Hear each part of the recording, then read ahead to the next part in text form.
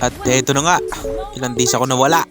Oh my gosh! So nakahirara nga tayo dito, no? Nakakurhirara tayo. Tapos inuna ko dito yung green farm dito sa gilid dito. Para mag level 2 agad tayo. Tapos ganoon naman talaga lagi ginagawa ng mga kore. Dahil level 2 na ako, tapos sumugod yung mga kalaban dito. Ayun, sila yung nabigyan dito. Nawalan sila ng isang kasama. Dito naman magte-turtle sana kami nakita ko yung Angela dito sa gilid. Ayun, nabigyan siya. Aray ko po! Ang bilis talaga ng hirara, nahabol ko pa yung cushion dito, nabigyan ko pa siya. Diba? Kaya pa ako nagtitertle dito, tapos bigla kayong dadating. Ang kukulit nyo baka bigyan ko kayo dyan isa-isa. Pero joke lang, mababawasan pala ako ng buhay dito. Teka lang. Ito na mga kaibigan, sumugod po.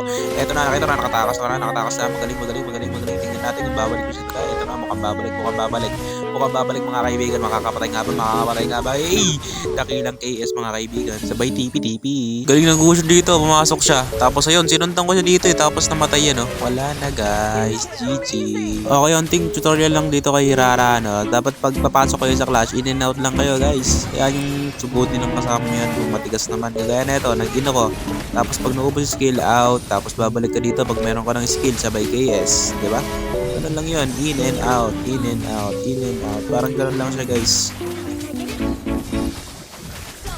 Dito nagti-turtle sila. Gusto ko sanang kunin yung turtle kaso hindi ko pala kayang retrihin. Nakaabang pala yung cushion dito. Pero may nabigyan naman kaming isa dito kaya gusto lang nawala din yung cushion. Good trade din yun, good trade. Dito, kala ng Freya umuwi na talaga ako pero inaantay ko lang dito para makuha ko yung Angela. Tapos di ko pala siya makukuha and ayun, sabay nag-recall ako sa base.